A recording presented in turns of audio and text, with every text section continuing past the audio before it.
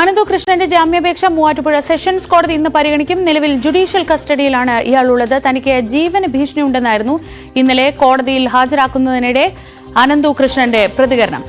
നവമി ദിനേശ് വിവരങ്ങളുമായി.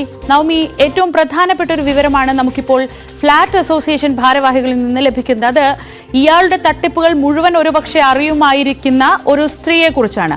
പക്ഷേ പോലീസിന് ഈ വിവരങ്ങൾ നൽകിയിട്ടും പോലീസ് ഇതുവരെയും അവരെ ചോദ്യം ചെയ്യാനോ അല്ലെങ്കിൽ ആരാണെന്ന് കണ്ടെത്താനോ ഉള്ള നടപടികളിലേക്ക് ഒന്നും കടന്നിട്ടുമില്ല. ഈ വിഷയത്തിൽ പോലീസിന്റെ ഭാഗത്ത് നിന്ന് എന്തെങ്കിലും വിശദീകരണം ലഭിക്കുന്നുണ്ടോ? ഇന്ന് കോടതി നടപടികൾ എന്തായിരിക്കും?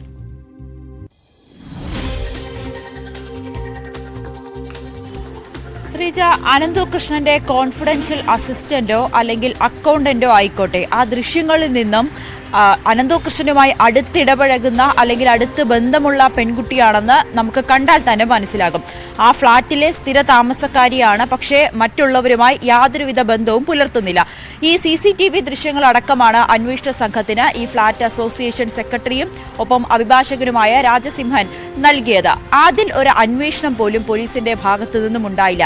അതായത് അനന്തകൃഷ്ണനെ വേണ്ടി അല്ലെങ്കിൽ അനന്തകൃഷ്ണന് സംരക്ഷണം ഉറപ്പാക്കുന്നതിന് വേണ്ടി അല്ലെങ്കിൽ കൂടുതൽ തട്ടിപ്പുകളിൽ ഇതിൽ ആരൊക്കെ പ്രതികളാകുമെന്ന് പുറത്തു വരാതിരിക്കുന്നതിന് വേണ്ടി അന്വേഷണ സംഘം വലിയ രീതിയിൽ പങ്കുവഹിക്കുന്നുണ്ടെന്ന് ഇതിൽ നിന്നും വ്യക്തമാണ്.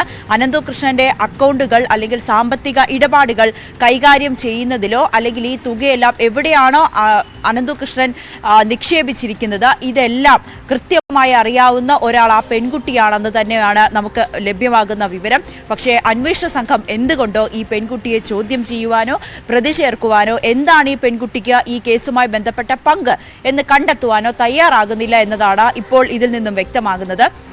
അസോസിയേഷൻ സെക്രട്ടറിയും അത് തന്നെയാണ് വ്യക്തമാക്കുന്നത്. അന്വേഷണ സംഘത്തിന് ഈ CCTV ദൃശ്യങ്ങളടക്കം കൈമാറി.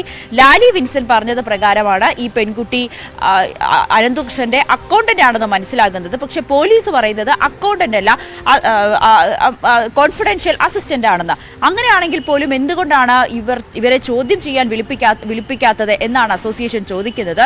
അതോടൊപ്പം ഈ കേസ് വലിയ രീതിയിൽ അട്ടിമറി നടത്താനുള്ളൊരു ശ്രമം മുന്നിലുണ്ട്. ഇതിൽ പല നേതാക്കന്മാരുടെയും പേര് പുറത്തു വരാതിരിക്കാൻ, രാഷ്ട്രീയ നേതാക്കൾ അല്ലെങ്കിൽ ഉന്നതരുടെ പേര് പുറത്തു വരാതിരിക്കാൻ അന്വേഷണ സംഘം വലിയ രീതിയിൽ ശ്രമിക്കുന്നുണ്ട്. അല്ലെങ്കിൽ ഏതൊക്കെയോ ഉന്നതതല ഇടപെടൽ ഈ അന്വേഷണ സംഘത്തിന് മേലുണ്ട് എന്നുകൂടിയാണ് ഈ അഭിഭാഷകൻ കൂടിയായ രാജസിംഹൻ പറഞ്ഞു വെക്കുന്നത്.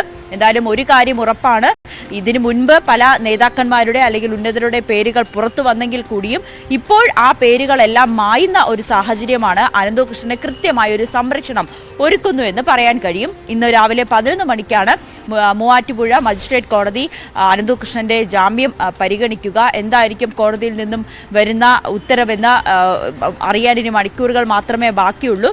ജാമ്യം കിട്ടാനുള്ളൊരു സാഹചര്യം വിദൂരമാണ് എങ്കിൽ പോലും ഈ കേസിൽ എത്രത്തോളം തെളിവുകൾ ശേഖരിക്കാൻ കഴിഞ്ഞു അല്ലെങ്കിൽ ഈ കേസ് എങ്ങനെയാണ് മുന്നോട്ട് കൊണ്ടുപോവുക എന്നതൊക്കെ പ്രോസിക്യൂഷൻ ഏത് വിധത്തിൽ കോടതിയിൽ ബോധിപ്പിക്കാൻ കഴിയുമെന്നതാണ് ഏറ്റവും പ്രധാനപ്പെട്ട കാര്യം. ഇതിനു മുൻപ് ഈ 5 ദിവസത്തെ കസ്റ്റഡിയിൽ ലഭിച്ചപ്പോൾ കൃത്യമായി തെളിവെടുപ്പ് നടത്തിയിരുന്നു. ഈ ആളുകളിൽ നിന്നും പറ്റിച്ചെടുത്ത തുക എവിടെയൊക്കെയാണ് നിക്ഷേപിച്ചിരിക്കുന്നത്, അത് കൂടുതലും ഭൂമിയായിട്ടാണ് അനന്തകൃഷ്ണൻ വാങ്ങിയത്. അവിടെ എത്തി പരിശോധന നടത്തി, അനന്തകൃഷ്ണന്റെ ഓഫീസിലെത്തി പരിശോധന നടത്തി, അപ്പാർട്ട്മെന്റിലെത്തി പരിശോധന നടത്തി. അങ്ങനെ പരിശോധനകളും തെളിവെടുപ്പും എല്ലാം പൂർത്തിയാക്കി. പക്ഷേ ഏത് വിധത്തിലാണ് അന്വേഷണ സംഘം ഇനി മുന്നോട്ട് പോവുക എന്നതാണ് ഏറ്റവും പ്രധാനപ്പെട്ട കാര്യം. ഇതുവരേക്കും അനന്തകൃഷ്ണൻ മാത്രമാണ് ഇതിലെ പ്രധാന പ്രതിയായിട്ട് നിൽക്കുന്നത്. ഒപ്പം ഒരുപാട് പേരുണ്ടെന്നുള്ളത് സത്യമാണ്. പക്ഷെ അവരിലേക്കൊന്നും അന്വേഷണ സംഘം നീളുന്നില്ല. 11 മണിക്കായിരിക്കും ഈ ഒരു ജാമ്യാപേക്ഷ പരിഗണിക്കുക. എന്താവും കോടതി പറയുക എന്ന് നോക്കിക്കാണാം. ഒപ്പം അനന്തകൃഷ്ണൻ പറയുന്നത് തനിക്ക് ഭീഷണിയുണ്ട്, ഇതിൽ പല ഉന്നതരുടെയും പേരുകൾ ഉൾപ്പെട്ടിട്ടുണ്ട്, അല്ലെങ്കിൽ ഉന്നതർ തന്റെ കയ്യിൽ നിന്നുമൊക്കെ പണം വാങ്ങിയിട്ടുണ്ട്. ഈ പേരുകൾ പുറത്തു വരാതിരിക്കാൻ തനിക്ക് വലിയ രീതിയിൽ സമ്മർദ്ദമുണ്ട്, തന്റെ മേൽ ഭീഷണിയുണ്ടെന്നൊക്കെയാണ് അനന്തകൃഷ്ണൻ പറയുന്നത്. എന്തായാലും അനന്തകൃഷ്ണൻ ഒറ്റയ്ക്കല്ല ഈ ഒരു വലിയ തട്ടിപ്പ് നടത്തിയിരിക്കുന്നത്. പിന്നിൽ ആരൊക്കെയുണ്ട്? ഉന്നതർ തന്നെയാണ്, വലിയ രീതിയിൽ സ്വാധീനമുള്ള വ്യക്തികൾ തന്നെയാണ്. പക്ഷെ അവരുടെ പേരുകൾ ക്രൈംബ്രാഞ്ച് അന്വേഷണത്തിലെങ്കിലും പുറത്തു വരുമോ എന്നതാണ് ഇനി നോക്കിക്കാണേണ്ടത്. ശരി നവമി ദിനേശാണ് വിവരങ്ങൾ നൽകിയത് കൊച്ചിയിൽ നിന്ന്.